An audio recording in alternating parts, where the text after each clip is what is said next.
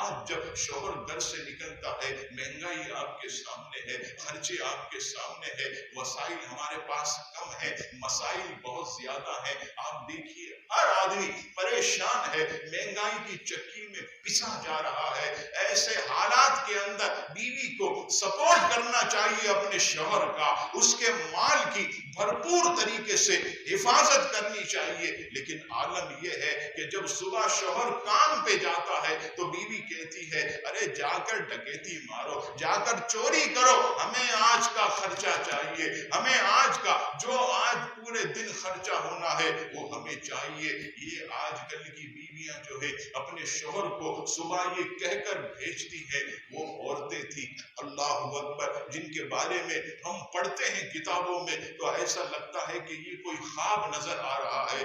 ایسی بھی عورتیں کیا دنیا میں ہوتی ہیں؟ اللہ اکبر، یہ کیسی عورتیں تھیں میں آپ کی خدمت میں عرض کروں، یہ وہ عورتیں تھیں، یہ وہ بیویاں تھیں، وہ پاک دامن، وہ ہستیاں تھیں، وہ اللہ سے ڈرنے والی ایسی عورتیں تھیں کہ جن کا مقام اتنا بلند تھا کہ جب صبح فجر کی نماز پڑھنے کے بعد، ناشتہ کرنے کے بعد جب شوہر گھر سے نکلتا تو کیا کہتی؟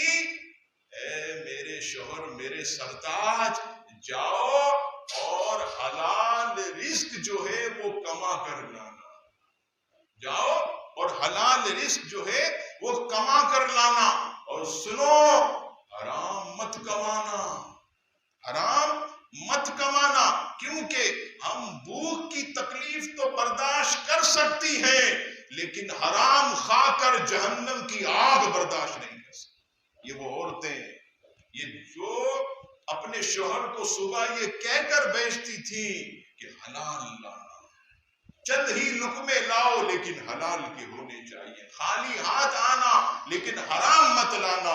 لیکن آج عورت یہ کہتی ہے ارے ہماری بلا سے ڈکیتی مار، چوری کر، کسی کی گردن دبا، ہمیں تو پیسہ چاہیے، ہمیں تو ایئر کنڈیشن کا بل بھرنا ہے، یہ جو ہے وہ کمپاؤنڈ کے اندر مینٹیننس دینا ہے، یہ چیز دینی ہے، وہ دینی ہے، یہ کر، وہ کر، یہ کر۔ اب بیچارہ وہ تو ٹینشن میں ہوتا ہے۔ میرے پاس ایسے بھی لوگ ہیں، آپ کو حیرت ہوگی، دن میں 4 ڈیوٹیاں کرتے ہیں، اس کا حال ایسا ہوتا ہے رات کو جب وہ گھر جاتا ہے اسے اپنا ہوش نہیں ہوتا، وہ بیچارہ ایسے بستر پر گرا، کون کیا ہے کچھ پتہ نہیں ہے۔ بتائیے 4 ڈیوٹیاں کرنے والا کیا آدمی تھکن میں مبتلا نہیں ہوگا؟ کیا وہ شخص جو ہے چکنا چور جو ہے وہ تھکن سے نہیں ہوگا؟ ضرور ہوگا۔ لیکن آج ہماری عورتیں جو ہیں وہ اپنے شوہر کا عزیزان گرامی خیال نہیں رکھتی۔